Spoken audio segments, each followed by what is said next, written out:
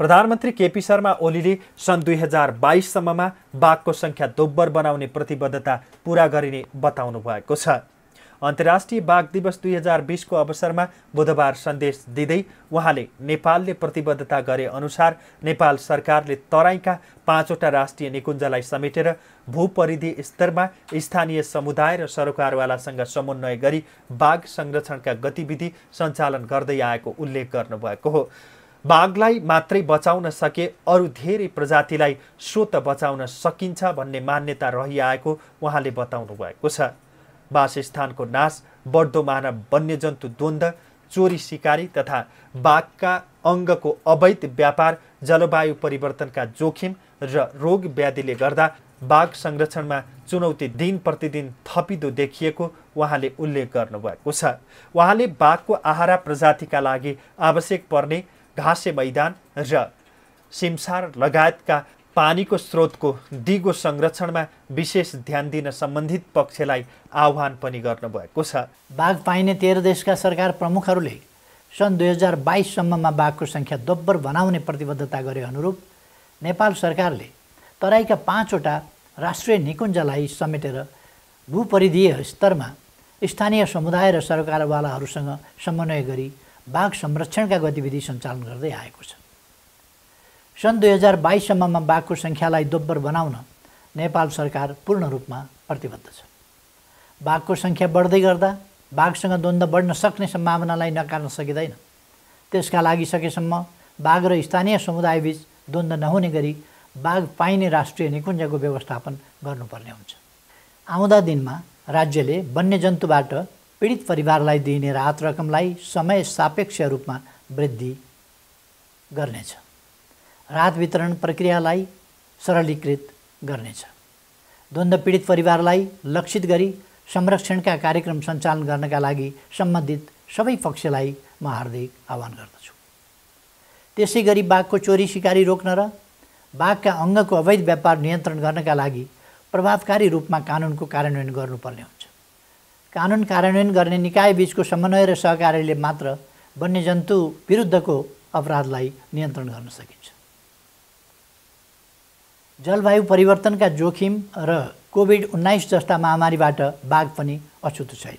जलवायु परिवर्तनका जोखिमबाट बाघलाई बचाउनका लागि पारिस्थितिकीय प्रणालीमा आधारित वासस्थान व्यवस्थापन गर्नुपर्ने हुन्छ।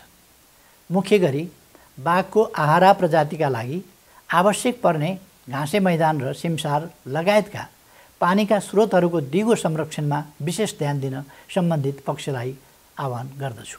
प्रधानमन्त्री ओलीले जलवायु परिवर्तनका जोखिम र कोभिड-19 जस्ता महामारीबाट बाघ पनि अछुतो नभएको र जलवायु परिवर्तनका जोखिमबाट बाघलाई बचाउनका लागि पारिस्थितिकीय प्रणालीमा आधारित वासस्थान व्यवस्थापन गर्नुपर्ने धारणा पनि राख्नु भएको छ।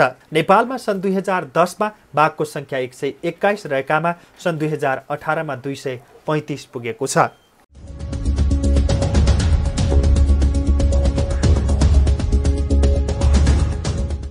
विश्व बाघ दिवस बुधबार नेपालमा पनि विभिन्न कार्यक्रमको आयोजना गरी मनाइएको छ। सन् 2010 मा रुसको सेन्ट पिटर्सबर्गमा सम्पन्न विश्व बाघ सम्मेलनले हरेक वर्ष 29 जुलाईका दिनलाई अन्तर्राष्ट्रिय बाघ दिवस मनाउने घोषणा गरे अनुरूप नेपालमा पनि यो दिवस मनाइएको हो। नेपालले विक्रम सम्वत 2067 देखि बाघ दिवस मनाउँदै आएको छ।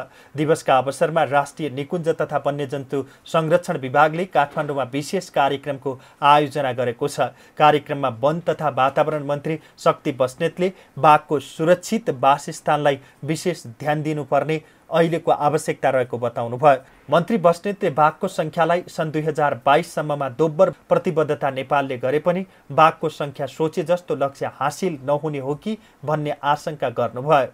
उहाँले बाघको उचित व्यवस्थापनमा ध्यान दिन नसके लक्ष्य हासिल हुन नसक्ने बताउनुभयो। उसो त यसको निम्ति वाल्मीकिको पनि थोरै जोडिएर आउनु भयो, तर फेरि वाल्मीकिको संख्या त हाम्रोभन्दा फरकै होला, त्यहाँ पनि संख्या होला। त्यहाँको संख्याको पनि फेरि काउन्ट गर्नुपर्ने एउटा यसलाई वाल्मीकिसँग चाहिँ एकीकृत गरेर हेर्दाखेरि भन्दाखेरि यो एउटा यो पार्टबाट पनि हेर्नुपर्ने होला। अलिकति यो रोयल टाइपको भन्छ नि यो स्पेसिस, त्यो हुनाले अलि डिस्टर्ब मन नपराउने भएको कारणले मलाई थाहा छैन। अघि सचिवजीसँग मैले सोधेको थिएँ, यो हात्ती र गैँडासँग यो कति कम्फर्ट फिल गर्छ त्यहाँ नजिक, यद्यपि यिनीहरूको आफ्नै छन् होइन, आफ्नै भयो यो प्रयोगको हिसाबले अरू सबैको हिसाबले कन्फ्लिक्ट त एकदम नआइहाल्ने भयो। कतिको कम्फर्ट फिल गर्छ अर्को पार्ट।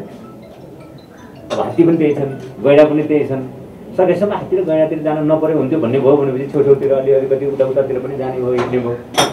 सकेसम्म नजिक नपर्नु पर्ने भन्ने हिसाबले हो भनेपछि अब त्यसले पनि त्यो समग्र एरियालाई कहीँ न कहीँ अलिअलि प्रभाव पार्ने होला लगायतका केही यी विषयहरू जे छन्। अझ यो विषयमा त मेरो त एकदम एउटा लेमेनको एज अ लेमेन एउटा टिप्पणीको कुरा मात्र हो। यहाँ अब एक्सपर्टहरू हुनुहुन्छ, यहाँहरूले यो सबै विषयहरूलाई किनभने कि यो रिपोर्टको आधारमा हाम्रा प्लानहरू गर्छ। अब एकदम गम्भीरै प्रश्न छ, अघि शरीरले यहाँ राख्नु निकै गम्भीर प्रश्न। यो कन्फ्लिक्ट दिनदिनै बढिरहेको छ भित्र। हामीले एउटा गम्भीर विषयको सल्युसन दिइराखेका छौँ यहाँ। यो कन्फ्लिक्ट यत्रो दिनदिनै बढ्दै पनि कारण क्यापासिटीको हिसाबले त अझ हाम्रो 175 हुनुपर्ने, हामीसँग 110 मात्र छ भन्दाखेरि त अझै भास्ट ग्याप छ नि त। त्यहाँ त 175 पनि पुऱ्याउन सकिन्छ कारण क्यापासिटीको हिसाबले भन्दाखेरि त अब व्यवस्थापनका अन्य पक्षहरूको बारेमा त गम्भीरतापूर्वक सोच्नुपर्ने स्थिति आउँछ, निकै धेरै गम्भीरताका साथ। कार्यक्रममा विभागका निमित्त महानिर्देशक डाक्टर रामचन्द्र कण्डेलले पाटे बाघको संरक्षणको काम प्रभावकारी भइरहेको जानकारी दिनुभयो। बाघको संख्यालाई सन् 2022 सम्ममा दोब्बर बनाउने प्रतिबद्धता पूरा हुने दिशामा नेपाल अघि बढेको उहाँले बताउनुभयो। यो हाम्रो देश मात्र होइन, हाम्रो समुदाय मात्र होइन, संरक्षण कर्मीको बिचमा मात्र होइन, व्यवस्थापनको पक्ष मात्र होइन, आम जनसमुदाय र विश्व समुदायमा समेत यसको चासो बढ्दै गएको छ। र हामीले गरेको संरक्षणका प्रयासहरू एकातिर धेरै प्रभावकारी हुँदै गएका छन्। यसको जनसङ्ख्या पपुलेसन वृद्धि हुँदै गएको छ। यसको वासस्थानको व्यवस्थापनमा विशेष जोड दिइएको छ। राज्यका विभिन्न संरक्षण सम्बन्धी, जैविकता संरक्षण सम्बन्धी योजनाहरू, रणनीतिहरू, कार्ययोजनाहरू, व्यवस्थापन योजनाहरू मार्फत यसलाई अझ बढी प्राथमिकता साथ सञ्चालन गरी आइएको छ। र यसको पपुलेसन अघिल्लो साल 2018 सम्मको अवस्था हेर्दाखेरि 2022 सम्ममा हामीले प्रक्षेपण गरेको यसको सङ्ख्या डबल गराउने भन्ने 2010 को सेन्ट पिटर्सबर्गको एउटा लक्ष्य, त्यो कमिटमेन्ट चाहिँ पुरा हुनेतर्फ हामी उन्मुख भइराखेको अवस्था छ। त्यस कारणले त्यस अर्थमा पनि बाघ पारिस्थितिकीय प्रणालीको एउटा आधार स्तम्भ, महत्त्वपूर्ण प्रजाति जसको संरक्षणले गर्दाखेरिमा समग्र वातावरणीय सन्तुलन हुन सक्छ। यसले नै वातावरण र पारिस्थितिकीय प्रणालीलाई सुव्यवस्थित, सुसञ्चालन र चाहिँ यसको राम्रो संरक्षण गर्दै जाँदाखेरिमा आम समुदायमा, समाजमा पनि यसको आर्थिक समृद्धि हुँदै जाने कारणले गर्दा यो सिम्बोलिक प्रजाति, जसलाई आइकोनिक प्रजाति पनि भनिन्छ, इकोसिस्टममा एउटा चाहिँ फ्ल्यागसिप स्पिसिस पनि हो। नेपाल लगायत विश्वका 13 देशमा पाटे बाघ पाइन्छ। विश्वमा बाघ पाइने 13 मुलुकका सरकार तथा राष्ट्र प्रमुखको सेन्ट पिटर्स सम्मेलनले बाघको संख्यालाई सन् 2022 सम्ममा दोब्बर बनाउने प्रतिबद्धता गरेको थियो। वन मन्त्रालयले गत वर्ष राष्ट्रिय बाघ गणना 2018 को नतिजा सार्वजनिक गरेको थियो। उक्त गणना अनुसार नेपालमा बाघको संख्या 235 पुगेको छ। नेपालको तराई भूपरिधि क्षेत्रमा सर्वेक्षण गरिएको 16,161 वर्ग किमी क्षेत्रफल मध्ये 11,057 वर्ग किमीमा बाघको उपस्थिति रहेको देखिएको विभागले जनाएको छ। विश्वभर बाघको संख्या 3,890 रहेको छ।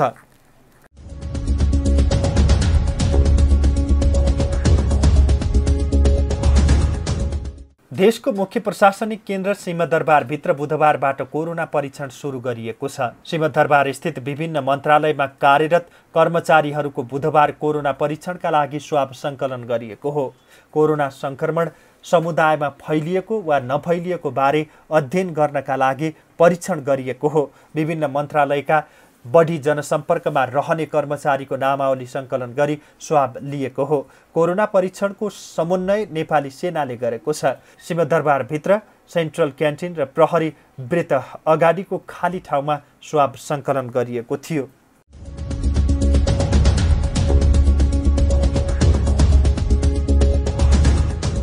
जनता समाजवादी पार्टी नेपालकी सांसद लीलादेवी सिटौलाले प्रतिनिधि सभा सदस्यको शपथ लिनुभएको छ। सभामुख अग्निप्रसाद सापकोटाले बुधबार सांसद सिटौलालाई पद तथा गोपनीयताको शपथ ग्रहण गराउनु भएको थियो। शपथपछि सभामुख सापकोटाले सांसद सिटौलालाई सांसदको ब्याज प्रदान गर्नुभएको थियो। पार्टीकी सांसद सरिता गिरीलाई सांसदबाट फिर्ता बोलाएपछि जसपाले ललितपुरकी सिटौलालाई प्रतिनिधि सभा सदस्य बनाएको थियो।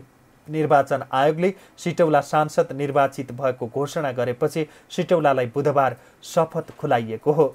शपथपछि सञ्चारकर्मीसँग कुरा गर्दै सांसद सिटौलाले जनताप्रति केन्द्रित भएर काम गर्ने बताउनु भयो। जनताको भावना बुझेर र कुराले भन्दा पनि कामले मुलुकलाई अगाडि बढाएर विश्वको गरिबीको सूचीबाट नेपाललाई हटाउने एकदमै इच्छा छ र त्यही अनुसार म संसदमा आफूले सकेको जानेको भूमिका खेल्छु।